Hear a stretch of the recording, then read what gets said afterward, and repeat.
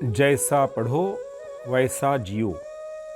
गीता को readers digest पत्रिका बहुत पसंद थी। हर महीने उसे प्रतीक्षा रहती उसके आने की। आने पर ध्यान से पढ़कर सहेज कर रख देती थी। पुरानी होने पर भी उनको हटाने का मन नहीं करता था। 3 वर्ष बाद मुंबई से कोलकाता तबादला होने तक उनसे एक बक्सा भर चुका था। अब इतने भारी बक्से को ले जाने का सवाल ही नहीं था। उन्हें पास के पुस्तकालय में भेजने की सोची, परंतु वहां पहले से ही वह उपलब्ध थी। हार कर रद्दी वाले को देनी पड़ी। कोलकाता पहुंचकर गीता को बार बार उनमें प्रकाशित हृदयस्पर्शी और उत्साहवर्धक प्रेरक प्रसंगों की याद आ रही थी कि वे विस्मृत होते जा रहे हैं। तब उसने निश्चय किया कि केवल अब पढ़ना नहीं है, बल्कि उन्हें जीना है, जिससे वे जीवन से जुड़े रहे। दूसरे ही दिन पत्रिका का नया अंक मिला। उसका सबसे प्रिय लेख था कि आप प्रतिदिन किसी की मदद करने का संकल्प करें और फिर देखें क्या होता है। उसने पत्रिका बंद की और मन ही मन संकल्प कर लिया। सुबह से शाम तक उसकी आंखें खोजती रही कि किसकी मदद करूं, परंतु कुछ समझ नहीं आया। शाम होने लगी तो उसकी घबराहट बढ़ने लगी कि पहले ही दिन संकल्प की पूर्ति नहीं हो पाएगी। वह नीचे गई, जहां बगीचे में कॉलोनी की महिलाएं बातें कर रही थी।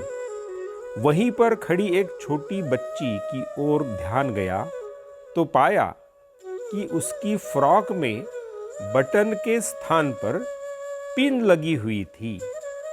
गीता वापस घर गई, साथ में सुई, धागा और बटन लाई और बच्ची के फ्रॉक में बटन लगा दिया। बच्ची खुश, गीता संतुष्ट। अब तो नित्य मदद करने का सूत्र मिल चुका था।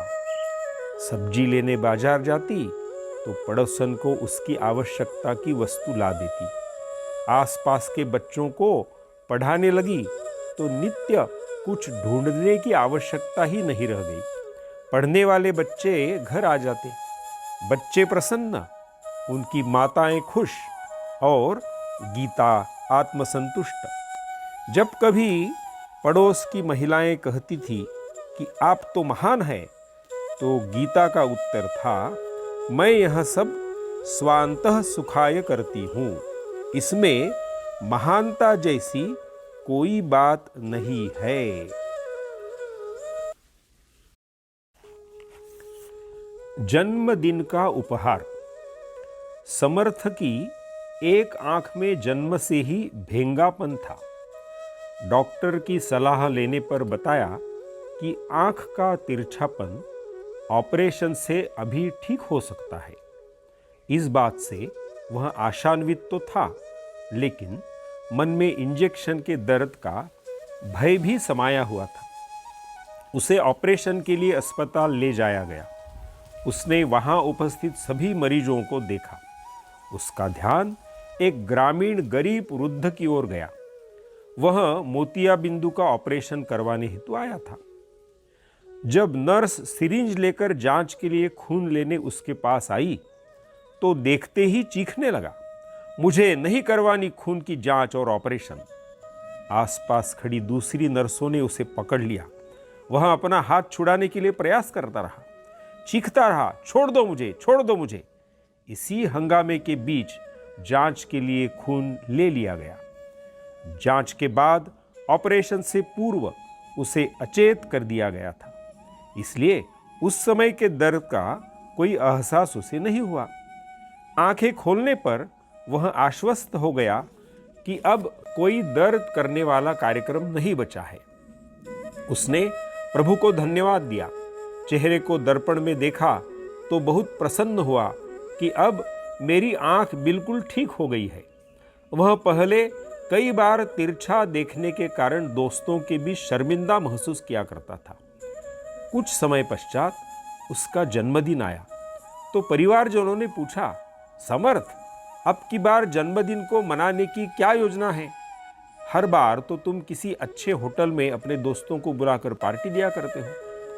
थोड़ी देर सोचकर बोला, अब की बार किसी को न बुलाकर मैं अस्पताल जाकर किसी बूढ़े व्यक्ति की आंख का ऑपरेशन का खर्च देना चाहता हूं। घर वाले बहुत प्रसन्न हुए कि इसने अच्छा तरीका सोचा है, जन्मदिन मनाने और किसी जरूरतमंद की सहायता करने का। स्कूल जाते समय उसके बस्ते में बहुत सारी चॉकलेट यह कर भर दी गई कि बस में, स्कूल में या अन्य किसी स्थान पर जहां तुम्हें बच्चे दिखे वहां बांट देना। शाम को उसे अस्पताल ले जाया गया। लगभग वैसा ही मरीज वहां उसे मिल गया जैसा उसने अपने ऑपरेशन वाले दिन देखा था। उसने अपने हाथ से दान राशि का फॉर्म भरा और लिफाफा दे दिया। बहुत प्रसन्न था। सायंकाल उसके नाना जी ने फोन पर पूछा, समर्थ, आज कैसा रहा तुम्हारा जन्मदिन? उसने चहकते हुए उत्तर दिया, बहुत बढ़िया। हर वर्ष की तरह मुझे ढेर सारे उपहार तो नहीं मिले, गिफ्ट तो नहीं मिली, परंतु खुशी है कि किसी जरूरतमंद के आशीर्वाद का उपहार, वही मुझे बढ़िया गिफ्ट मिली है, जो जीवन भर साथ रहता है। ऐसा उपहार मैंने पाया है।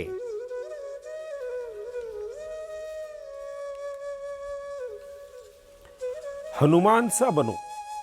नरेंद्र अर्थात स्वामी विवेकानंद जी बचपन से ही साहसी और वीर पूजक थे। वे कुशल तैराक, चपल घुड़सवार, सिद्ध पहलवान, लाठी तलवार चलाने में दक्ष, मुक्केबाजी में सब पर भारी पड़ने वाले, गुल्ली डंडा खेलने में भी सबसे आगे थे। वे नित्य अखाड़े में लगी महावीर हनुमान की प्रतिमा को श्रद्धा से प्रणाम करते थे। वे उन्हें अपना आदर्श मानते थे।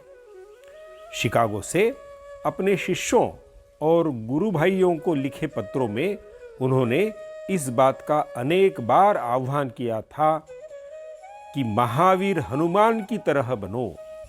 वहां से युवकों को कहा था, पूजना हो तो महावीर हनुमान को पूजो।